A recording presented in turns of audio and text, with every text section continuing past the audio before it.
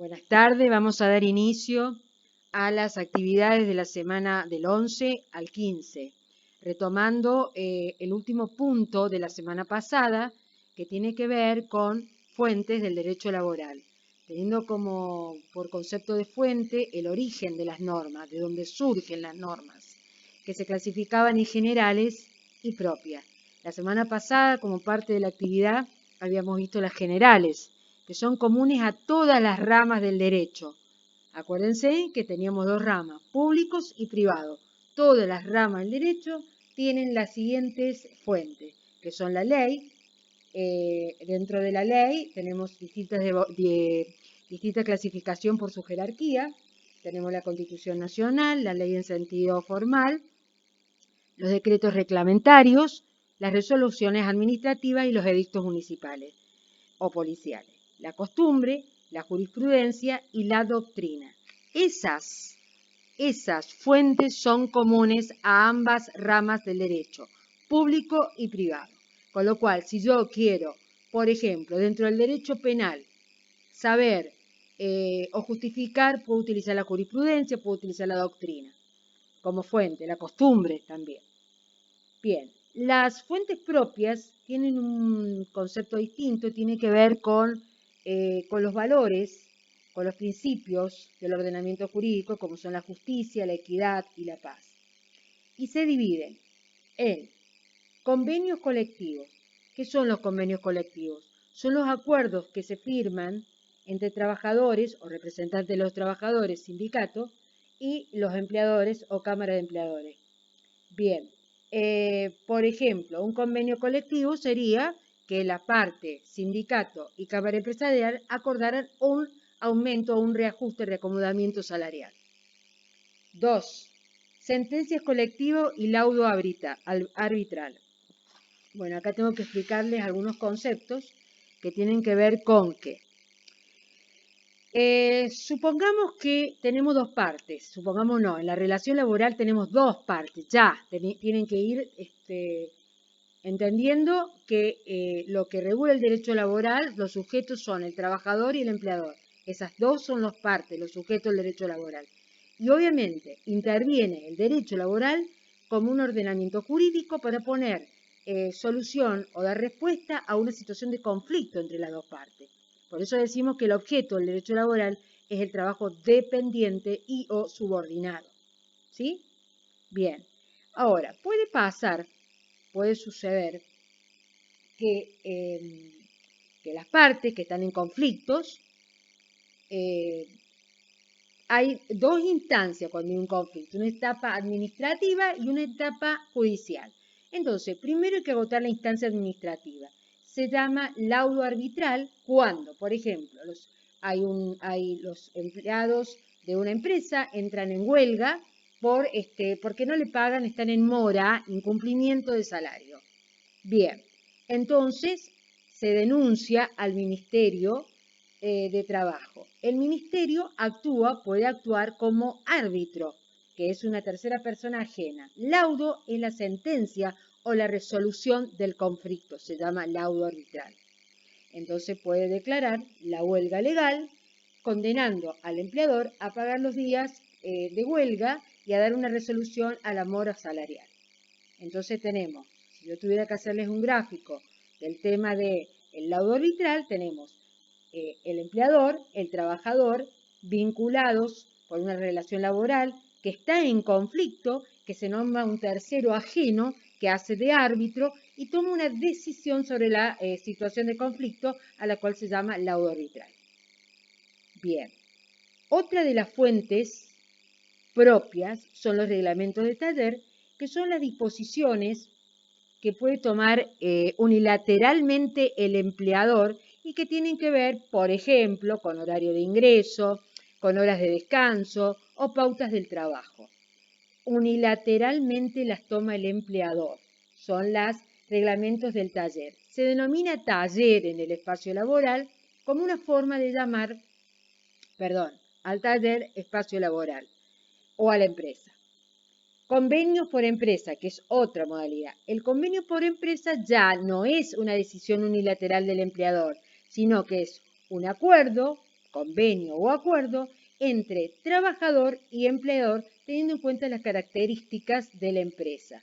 Por ejemplo, en una empresa de peaje, se acuerda horarios o jornadas laborales rotativas, atendiendo a la característica del servicio prestado que se presta cada 24 horas continuas. Otra fuente son los principios del derecho al trabajo. Dentro de los principios del derecho al trabajo tenemos, lo primero es, dentro de estos principios, el protectorio de los trabajadores. Bien, estos principios protectorios que se denominan protectorio de los trabajadores surgen ante la necesidad de equilibrar la relación laboral. En esta relación de empleador y trabajador, una de las partes, el trabajador, es la parte más débil de la relación. Entonces aparecen estos principios del derecho laboral de alguna manera para equilibrar las prestaciones de la relación laboral. Dentro de estos protectorios del trabajador tenemos tres fórmulas. La primera fórmula es el indubio pro operario, está en latín. Significa que en caso de duda se atendrá a la interpretación más favorable para el trabajador. ¿Está claro? Ante las diferentes interpretaciones de un precepto. ¿Sí? Entonces, ese es el indubio pro operario. En caso de duda de la interpretación sobre una norma, a favor del trabajador. La segunda es la norma más favorable entre varias. A ver, hay una norma que le reconoce una jornada de 10 horas de trabajo. Y luego aparece otra norma que dice no, una reducción de la jornada a 8. Se aplicará la más favorable, que es la jornada con menor cantidad de horas. La condición más favorable. Bueno, también en los convenios colectivos debe prevalecer la condición más favorable para el trabajador. Por ejemplo, si acredita el trabajador que es un estudiante universitario, deberá reacomodársele en los horarios laborales atento a su situación de estudiante. Esos tres fórmulas, indubio pro operario, norma más favorable o condición más favorable, están dentro de los protectorios de los trabajadores. Pasamos a un segundo principio, irrenunciabilidad. Bien, las partes no pueden renunciar a lo establecido por el derecho laboral, porque esas normas son de carácter público, de orden público. ¿Qué significa esto? Que están previstos los derechos y obligaciones de las partes, con lo cual yo no puedo renunciar a cobrar el salario porque el salario tiene un carácter asistencialista, por ejemplo. De continuidad. Significa que una vez iniciada la relación laboral, no se agota en una prestación. Por ejemplo, entran a trabajar el 1 de marzo y resulta que el dueño de la empresa decide irse de vacaciones y cerrar del 15 al 30 la fábrica. ¿Lo puede hacer? Sí, lo puede hacer, pero ustedes no irán a trabajar porque está cerrada la fábrica, pero la prestación, que es la remuneración, la seguirán cobrando. Ejemplo, en este momento, con el tema que está pasando con la pandemia, que muchos papás están en cuarentena, no pueden trabajar y siguen cobrando la prestación remunerativa, porque hay una continuidad, a no ser que sean despedidos. Ahí se corta la continuidad. O que renuncie. Bueno, otro de los principios es el de la primacía de la realidad. ¿Y qué significa esto?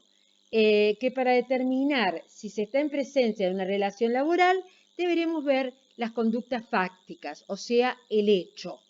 Por ejemplo, entra un inspector del Ministerio de Trabajo a hacer una inspección a una empresa y de pronto le pregunta a los empleados, le pregunta a la persona que está en la caja, al cajero, y el cajero, el dueño le dice que no, que en realidad es un amigo que lo está ayudando, que es un socio.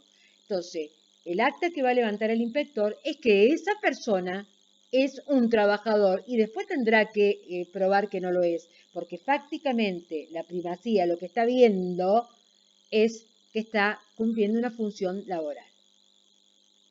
La otra es la prohibición de discriminar, hace referencia a que no se puede, prohibición de discriminar en razón de raza, religión, ideas políticas.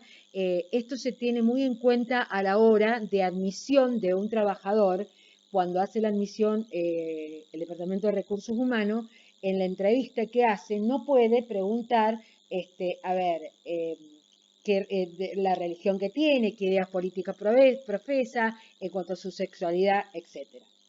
Y la última es gratuidad en el procedimiento administrativo. ¿Qué significa esto?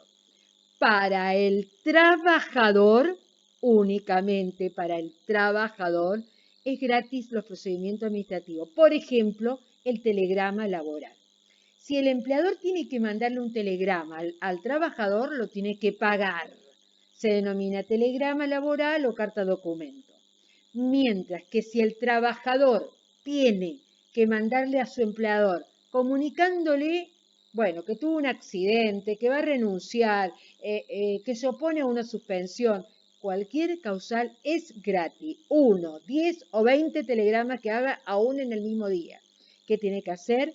Apersonarse al correo con su DNI, porque debe acreditar su identidad, porque lo tiene que firmar en presencia del empleado del correo, y bueno, y lo manda. Ese telegrama pide un telegrama laboral, y eso significa que es gratuito. ¿Para quién? Para el trabajador. ¿Por qué? Porque es la parte más débil. Y se supone que hay veces que hay situaciones de conflicto que tiene que intimar, comunicar, notificar a su empleador. ¿Qué pasaría si no tiene los medios para hacerlo? Con esto me queda un solo tema para terminar la unidad. Quiero recordarles, ahora voy a darles las actividades, que el día martes y miércoles, mañana y pasado, voy a hacer las devoluciones de la semana pasada. El día jueves, 18:30, por audio, WhatsApp, estoy haciendo toda la puesta en común de del tema de esta semana, que son las fuentes propias del derecho laboral. Y también quiero decirles que en la última semana de mayo, todas las materias para cerrar el trimestre van a tomar una evaluación. Que en la segunda semana de junio se va a subir, que lo van a bajar como las boletas de pago, un informe de progreso escolar que es como algo parecido a la libreta, pero solamente tiene validez a nivel interno de escuela. Que yo ya lo voy a dar a comunicar a todos los papás en la página. Gracias.